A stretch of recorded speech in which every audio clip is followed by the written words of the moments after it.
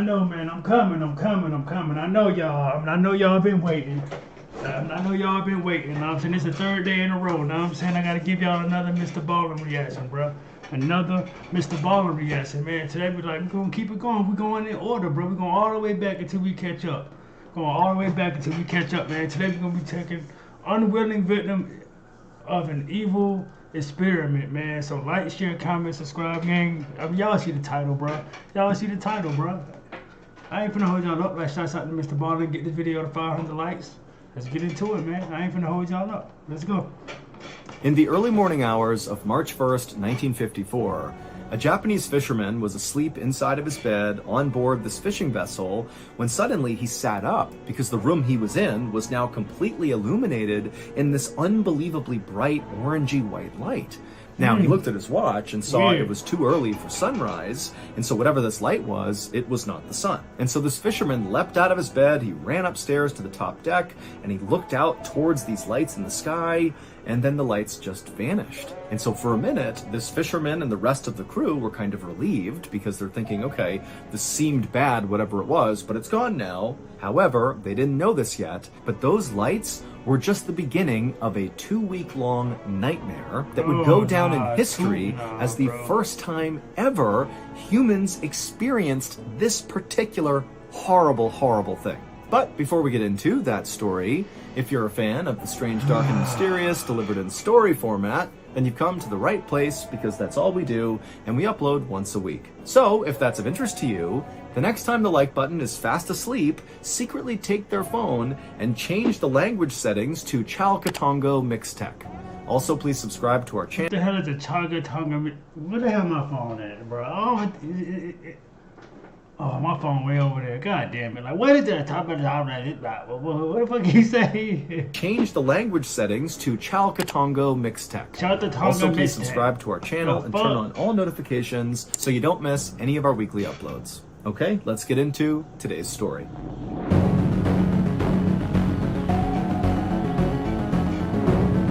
Oh yeah.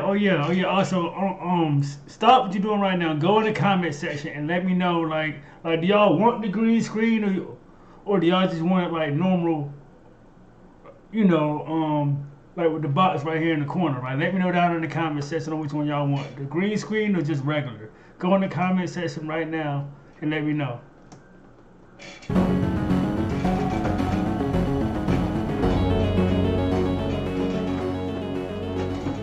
At around 1 a.m. on March 1st, 1954, a 20-year-old fisherman named Oishi Matashishi finally headed down to his bed on the lower deck of the fishing boat that he worked on, which was called the Lucky Dragon No. 5. Oishi was totally exhausted. He and the other 22 crew members had been working practically around the clock, 18-hour days for the last 6 weeks, trying to catch tuna, but so far, this trip had really been a disaster. They had gotten stranded on sandbars, there had been these terrible storms that had nearly capsized the boat, and then also they had lost a lot of their fishing lines when they got snagged on coral reefs. And so, as a result, their tuna hauls so far had been devastatingly low. And Oishi and the rest of the crew were very aware of this. In fact, Oishi was very worried that he would not bring home enough money to support his family. Back when Oishi was 14 years old, his father, who had been the breadwinner for their family, had been crushed to death when he was repairing a ship. And so now Oishi had stepped into that patriarch role, taking care of his mother and his 5 other siblings. And so Oishi really needed a solid paycheck from this trip, and it wasn't looking like that was going to happen. And so Oishi staggered his way into his small room and he collapsed onto his bed, and as he lay there trying to sleep, he felt the ship gently rocking side to side. The ship, the Lucky Dragon No. 5, was anchored relatively close to the Marshall Islands, which is a strip of islands right about halfway between Hawaii and Australia. But what's unique about the Marshall Islands is they sit over these huge ancient underwater volcanoes. Now, these volcanoes are dormant, but the captain of the Lucky Dragon No. 5 was weary enough about getting too close to these dormant volcanoes in fear they might erupt, that he intentionally kept them about 80 miles or so away from the Marshall Islands. And so eventually, Oishi did drift off to sleep in his bunk. But 5 hours later, Oishi suddenly sat up wide awake because the little room he was in was now completely flooded with this very bright yellowy light.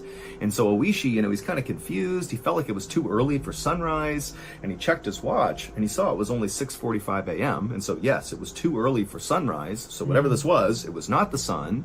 And then when he went to the little porthole window where all this light was coming in, he had to squint his eyes, but he looked outside and he couldn't tell where this light was really coming from or what it was, but he could clearly see it was coming from the west, and the sun rises in the east. So really, whatever this light was, it was not the sun. At the same time, the rest of Oishi's crewmates who were in this room with him, they were also starting to wake up and kind of looking around like, what's going on here? And then without even saying anything, all of them just rushed out of the room and ran upstairs to the top deck to look around and see what was going on. Ooh. And when they got up there, Oishi looked out. Hey, yo, sorry, I'm yawning, bro. It's been a long week for me, bro. So I do apologize for yawning like throughout the video, bro. But I'm doing this for y'all. I love y'all, man. I love y'all. Towards the west, where these lights were up in the sky, and he couldn't really see a clear point of origin. It wasn't like there was an obvious thing creating these lights. It was more like the western sky was just unbelievably bright and yellow and orange, and it seemed like the light was kind of hovering over where the Marshall Islands would be. And so everyone's thinking, is it possible this is a volcano eruption? Is there something else going on here? And then as the crew is just watching in stunned silence at all these crazy lights in the sky, the lights kind of began to fade and they turned blue and purple, and then they just went away, and the entire crew was pitched back into darkness. And as everyone's just standing around having no idea what to make of these lights, the oldest crew member on board, who was 40 years old, he said the one thing that everybody kind of in the back of their mind was thinking about but didn't want to say. The oldest crew member just said, atomic bomb. Just 9 years earlier, the United States had dropped 2 atomic bombs on Japan to end World War II. Now, Oishi, who was Japanese, he was 11 years old at the time this happened, and it had a profound impact on his life and his family's lives, his friends. Anybody who was alive when this happened, it changed everything. But as Oishi and the rest of his crew are kind of staring out to the west, which was all dark at this point, Oishi thought, there's no way this could have been an atomic bomb. Number one, World War II is over, so there's no reason a bomb would get dropped again. And two, when those atomic bombs were dropped on Japan 9 years earlier, it vaporized basically everything and everyone in its path. What? And so for them to be look at that shit, bro. Atomic bomb did that to a small, I'm guessing, city or something, bro. Like, what the heck? Look at that, bro. These huge lights, if that were an atomic bomb, wouldn't they too be vaporized? Like, they would not be able to see that and live. Right. And so Oishi began to tell himself, okay, it probably was not a volcano eruption. It probably was not an atomic bomb. I don't know what it was, but we're okay. And while many of the other people on board the ship felt the same way Oishi did, very quickly the call came out amongst the crew to just go ahead and bring in the lines right now. We don't know what these lights were, but we need to head back to port back in Yaizu, Japan. Right. When you have Wi-Fi 60, you can live stream your workouts and stream your favorite live sports in 4K. Yeah. And so quickly, Oishi and the rest of the crew got to work pulling these lines in and prepping the boat to head back to port. And then at some point after Oishi had done what he was supposed to do, he began walking his way down below to the galley to get some food. But when Oishi was about halfway, he suddenly heard this deafening explosion outside coming from the west where these lights had been, and immediately Oishi just jumped onto the ground, covering his head, thinking that was going to protect him. And as he's laying there listening to this unbelievable exploding sound, he's thinking, oh my gosh, one of those volcanoes under the Marshall Islands has indeed erupted. That's what's happening. And any minute now, a giant tsunami wave from this eruption is going to flip us over. We're going to get killed here. And so Oishi, as this massive exploding sound is going on, he jumps to his feet and he runs upstairs, and he finds the majority of the crew that was still up there had jumped to the ground, and they were just kind of protecting themselves. A couple braver crew members had stood up and were kind of looking out towards the west to see if they could see what was going on, but there were no lights now. It was just these crazy loud exploding sounds coming from the west. And then suddenly all the sounds stopped, and Oishi and the crew at that point braced for what they believed was this inevitable tsunami wave that was going to hit them. But the weird thing is after the exploding sound stopped, everything was totally calm. In fact, Oishi glanced over the edge of the boat and he saw the water was totally placid, more calm than normal. And after a few more minutes went by and no massive tsunami wiped them all out, the crew was like, what's going on here? Right, like what the... This shit is crazy. Thank you to BetterHelp for sponsoring today's video. In 2017, I was medically retired from the military, and at first, this was awesome. It was like, finally, I had my life back again. However, not long after becoming a civilian again, I started becoming restless, and before long, it was like everyone and everything around me just totally annoyed me for really no reason. And over time, this caused a lot of problems because nobody wanted to be around me. And the way I handled this was by isolating myself. Sorry. And help. Respectfully. Respectfully. And so as Oishi and the rest of the terrified crew on deck began exchanging wild theories about what these lights and these sounds could have been, ranging from, again, the volcano, or maybe an atomic bomb, or some said maybe an asteroid hit the Earth. Right. And as they're doing that, the ship captain called out again, hey, finish pulling in the lines. We need to get out of here right now. We don't know what that was. We don't know what's coming next. We gotta go. Now, for reference, pulling in these lines was not as simple as it sounded. It was kind of a long and complicated process, and so Oishi and the rest of the crew, they began doing their best to pull these lines in as quickly as they could, but when the sun finally rose in the east, the crew on board the Lucky Dragon number 5, as they looked out towards the west, towards the Marshall Islands, they began to notice these weird gray clouds forming over these islands. See, listen, and as bro. the crew began to talk about these strange looking clouds, they noticed that despite the wind blowing from east to west, these clouds, these weird clouds over the islands, were actually making their way towards them. Basically, they were moving against the wind, which made no sense. And so as these clouds got closer and closer, the ship captain was screaming at Oishi and the others to hurry up, get these lines in, we gotta go, we don't want to wait for this cloud. But it just was taking so long to pull in these lines, and before long, these weird gray clouds had moved directly over them and blocked out the sun. It was like it was nighttime all over again. Right. And as soon as these clouds were right above them, Oishi and the others, they just stopped and looked up, and suddenly it started to rain. Except not normal rain. It was like this weird milky substance, like gray milky color, and it was also hot. And so Oishi put his hands out and he cupped all this weird liquid in his hands, and nobody knew what it was. And then before long, the rain turned into sleet, still kind of gray and milky, and then the sleet turned into what looked like snow. And so Oishi and the others, they had their hands out still, and they were catching these weird snowflakes, but they didn't melt in their hands. They just kind of pooled on their hand and just sat there. Now, Oishi and the others were definitely unsettled by the snow, and frankly by everything that had happened that morning. They really did not understand what was going on, but there was something kind of incredible about this weird substance that was coming out of the sky, to the point where many of the fishermen on board grabbed bags and saved some of this weird mushy snow stuff to bring back home, to maybe show their families and friends, or even to give to science to see if maybe they could study it and see what it was. And so after Oishi and the rest of the crew had kind of gotten over the novelty of this weird snow coming out of the sky, they just got right back to work pulling in these lines. And the whole time, remember, they're getting dumped on by this weird stuff that's not melting, and it's building up on the deck to the point where they have to stop what they're doing and shovel this stuff off the deck just to continue pulling in the lines. And for hours and hours they did that, just under this weird snowstorm. And then finally, right around noon, all the lines had been pulled in, and the ship's captain turned the wheel, and they began heading towards port. The next morning, Oishi woke up inside of his bunk on board the Lucky Dragon number 5. It would take several days to make it all the way back to port. And when Oishi woke up, he was suddenly struck with this intense nausea.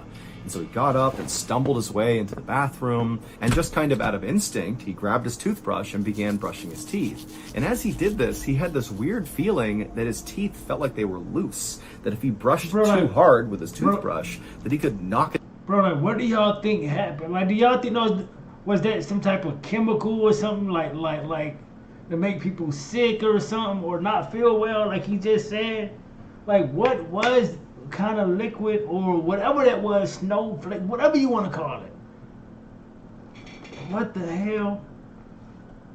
To see if maybe he had lost. She began to panic, and he opened up his mouth and he stared in the mirror to see if maybe he had lost some teeth, but his teeth looked okay. But again, everything felt wrong, and he felt so sick. And so Oishi, he left the bathroom and went upstairs to the top deck. And when he got up there, he saw many of the other members of the crew, and they looked terrible. Their skin was a weird gray color, and some of them had blisters all over their skin. Bro. And so to Oishi and to the other crew members, it now seemed kind of obvious that whatever was coming out of the sky, that weird milky substance and that weird snow that didn't melt, clearly it must be toxic in some way, or maybe it's led to some horrible allergic reaction. And so Oishi and the others began referring to the stuff that came out of the sky as death ash. And the fishermen who had gathered up a lot of this death ash into bags to bring back home were now too scared to even touch the bags. Like, they wanted to take the bags and dump the contents overboard, but the fear of interacting with that weird death ash was too much. And you need to take that shit to like a scientist or something to figure out like what that is, bro. It could be something deadly, bro. Like, y'all could be slowly just carrying on to, like, possibly die in a couple days or something. You don't know what that was. Don't nobody know what it was. Know what I'm saying? And so there were these bags kind of draped all over the ship that nobody went near that contained this stuff. And over the next few days that the Lucky Dragon number 5 continued its journey towards port, Oishi and the rest of the crew members continued to get sicker and sicker. In fact, on one day, Oishi was outside unfurling one. Like, they're slowly dying, bro. Like that's what it sounds like to me. They're slowly dying. Of the sails, and as he was hoisting this rope, he noticed the rope was covered in blood. And then when he looked at his hands, he realized it was because his hands were basically disintegrating as he was touching the rope. Like, his skin was just falling apart. And then, in addition to his skin falling off, Oishi's hair began falling out in huge clumps. And he was not alone. Many of the other crew members on board the Lucky Dragon number 5 had the same things going on. It was like everybody was just totally deteriorating, and they all knew it had to be connected to whatever the heck they had heard and seen when there was that explosion and the lights and the stuff raining out of the sky. They didn't know what it was, but it could not be a coincidence. That happened, and now this was happening to them. Right. And so finally, on March 14th, the crew of the Lucky Dragon number 5 pulled into port in Yaizu, Japan, and as they got off, they made this interesting decision to not tell anyone what happened to them. They all had this fear that... Like, no. Why would you not tell anybody? Like, what? That doesn't even make sense, bro. Y'all sitting here, your skin's peeling, you're bleeding, your hair's falling out. What do you mean? Like, that you clearly have to go talk to somebody about that. Like, what? That, if it got out that people knew what happened to them, that somehow they'd get in trouble. And so they all decided they would treat whatever was happening to them, but they would do it kind of secretly. And so Oishi, as soon as he left the boat, he went straight to the doctor's office, and as best as he could, he tried to kind of discreetly tell the doctor what had happened during this fishing trip. And then he showed the doctor all these lesions on his skin and the bald spots and the fact that he was so sick and that his teeth felt loose. And the doctor's like, I got no idea what's wrong with you. And so all he did was prescribe Oishi some zinc ointment to put on all of these blisters and lesions on his skin. And he told Oishi that, this should work. It should clear everything up and you should be okay. But, come back if this ointment doesn't work. It's not going to work. Looking for a part-time job? Earn up to $5,070. A few hours later, a woman was inside of her home in the port city of Yaizu, right near where the Lucky Dragon number 5 had docked, when she heard a knock on her front door. And so she put her broom up against the wall, she walked to the front door, she opened it up, and standing right outside was this horrible looking man who had gray skin and lesions all over him and all these bald spots, and he was smiling and his teeth were all red, like there was blood all over his teeth. And for a second she thought about slamming the door, but then she looked more closely and she realized it was her neighbor, Oishi. As soon as she realized this, she said, "Oishi, what happened to you?" And he just kind of shrugged his shoulders like he didn't have a way to explain all of this. And then he held out a small gray package and he just said, "Here's some extra fish that we caught on the last fishing trip I was on. I just wanted to give it to you." And the woman, who was still totally caught off guard by how terrible Oishi looked. Like, nigga, you coming to drop off fish, nigga? You need to be going to what? Yo, like, get in my like if I'm her, get in the car. Let's go. Figure out what's going on with you. This is not normal, bro. You want to drop off some fish? To give it to you.